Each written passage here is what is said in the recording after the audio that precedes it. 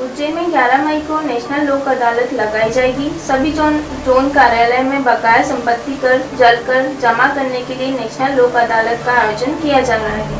इसके अंतर्गत लोक अदालत के प्रचार प्रसार के लिए कोटी महल स्थित जिला न्यायालय परिसर में नगर निगम से वाहन रैली को हरी झंडी दिखाकर रवाना किया। इस दौरान विशेष न्यायाधीश एवं संयोजक नेशनल लोक अदालत सुनील कुमार, जिला न्यायाधीश एवं जिला सचिव विधेयक प्राधिकरण कपिल भारद्वाज, जिला न्यायाधीश सुनील कुमार शोक और सभी जोन के संपत्ति कर अधिकारी मौजूद रहे। राष्ट्रीय विधिक सेवा प्राधिकरण नई दिल्ली और मध्य प्रदेश राज्य विधिक सेवा प्राधिकरण जबलपुर के यथा निर्देशानुसार वर्ष में 4 नेशनल लोक अदालत का आयोजन होता है। एक नेशनल लोक अदालत हमारी हो चुकी है और द्वितीय नेशनल लोक अदालत 11 मई 2024 को माननीय प्रधान जिला न्यायाधीश एवं अध्यक्ष श्रीमान दीपेश तिवारी साहब और सचिव श्री कपिल भारद्वाज साहब के निर्देशन में होने जा रही हैं। और अभी आज 8 मई को नगर निगम उज्जैन के द्वारा नेशनल लोक अदालत के प्रचार प्रसार के लिए वाहन रैली यहाँ से रवाना की गई हरी झंडी देखकर न्यायाधीशगण द्वारा। और इस अपील के माध्यम से उज्जैन जिले के जनता से हितग्राहियों से अपील करना चाहेंगे कि आप लोग नेशनल लोक अदालत में भाग लेकर अपने जितने भी बकाया हैं उसका आप जो भी 6% की छूट है संपत्ति और इसमें आप उसका लाभ लेवें और नेशनल लोक अदालत को सफल बनावें। हर खरीदी केंद्र में किसान अपनी फसल सरकार को बेचने के लिए लाते हैं, लेकिन धरोदा के ताज वेयर हाउस सुनवाना खपरा रोड खरीदी केंद्र में उल्टा मामला चल रहा है। खरीद प्रभारी खुद ही व्यापारी बनकर किसानों से खरीदी कर लेते हैं। ऐसा क्यों? जब मध्य प्रदेश सरकार महिलाओं को सम्मान से जीने के लिए स्वयं सहायता समूह बनाकर खरीदी केंद्र उपलब्ध कराती है, लेकिन जमीनी स्तर पर अलग है। वहाँ कोई भी समूह की महिलाएं खरीदी करने नजर नहीं आती है। उनके ही पहचान वाले दबंग लोग वहाँ पर खरीदी कर किसान को डराते हैं, किसान को कुछ बोलने ही नहीं देते। साथ ही बताया कि सरकार की जो तुलाई है वह 50 किलो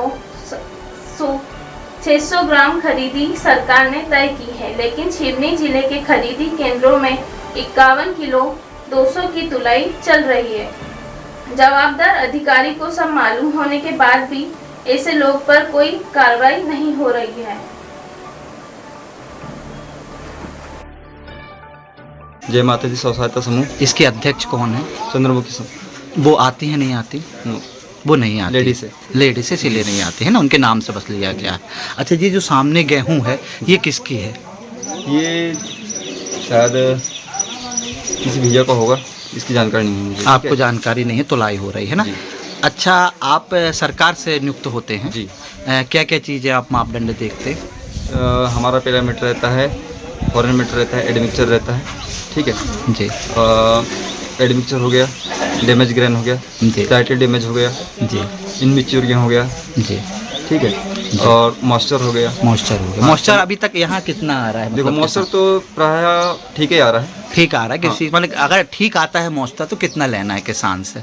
12 के अंदर लेना पड़ता है। सारी व्यवस्था जो है सरकार की गाइडलाइन के अनुसार ही कराई गई है यहाँ पे। हाँ। पानी को लेके, टेंट को लेके किसान को कहीं से लेके कहीं तक कोई परेशानी नहीं है। अच्छा। किसान माल लेके आता, सुबह शाम को घर चले जाता बिल कटवा के। बिल कटवा सुविधा यहाँ पे दे रहे हैं।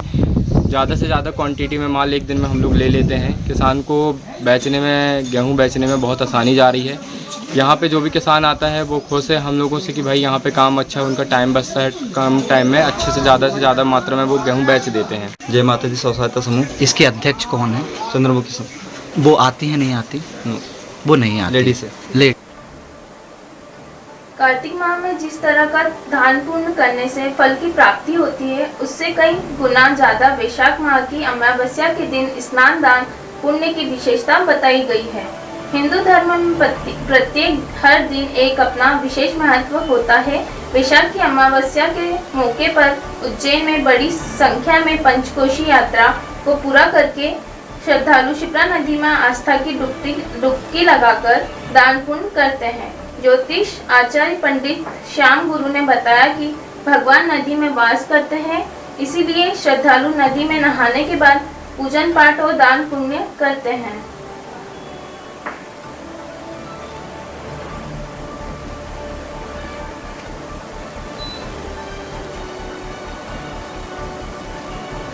के अंतर्गत न जिस प्रकार से यात्री लोग तीर्थ में आकर के विधान करते हैं उससे कहीं अत्यधिक पुण्य फल इस वैशाख मास के अंतर्गत बताया गया है। वैशाख में स्कंद पुराण के अंतर्गत तीर्थों के अंदर जल में विशेषकर भगवान का वास बताया है और बड़ी संख्या में श्रद्धालुगण इस समय यहाँ शिप्रा के घाटों पर आकर के स्नान कर रहे हैं। आज जो अमावस्या है इसे दर्श अमावस्या कहते हैं। दर्श अमावस्या के अंतर्गत जलदान का, पितरों के निमित्त कर्म का और दान पुण्य के साथ स्नान का अत्यधिक महत्व बताया है। आज के समय में जो भी जातक श्रद्धापूर्वक तीर्थ में स्नान करते हुए अपने हाथों से अंजनी जलदान करता है, साथ ही दान करता है, तो उन्हें अनंत पुण्य की प्राप्ति मिलती है। साथ ही उनका जो है दिव्य धाम में स्थान सुनिश्चित होता है।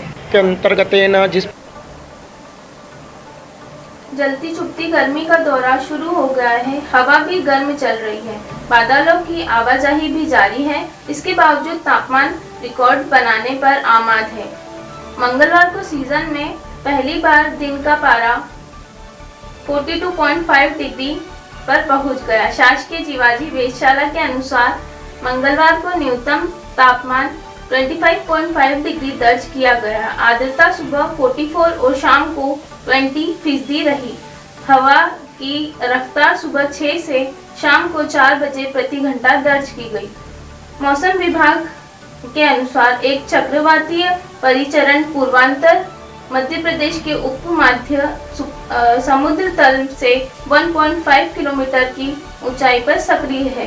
ग्रीष्म ऋतु के मौसम के दौरान बढ़ती धूप की तपन, लू से सावधान और शरीर को मौसम विभागी से बचाव के लिए अपील की गई है। वर्तमान में मई जून में काफ़ी गर्मी पड़ रही है, इसलिए इस हीट वेव और हीट स्ट्रोक की संभावना बढ़ जाती है। इसलिए हम लोगों से अपील करते हैं कि जो भी आपके डेली के कार्य है ये सुबह शाम के समय करें, दोपहर में निकलने से बचे, बच्चों को बचाएं और शीतल पेयजल का अधिक से अधिक उपयोग करें और हो सके तो सुबह जल्दी या शाम को भी अपने दैनिक कार्य निपटाएं।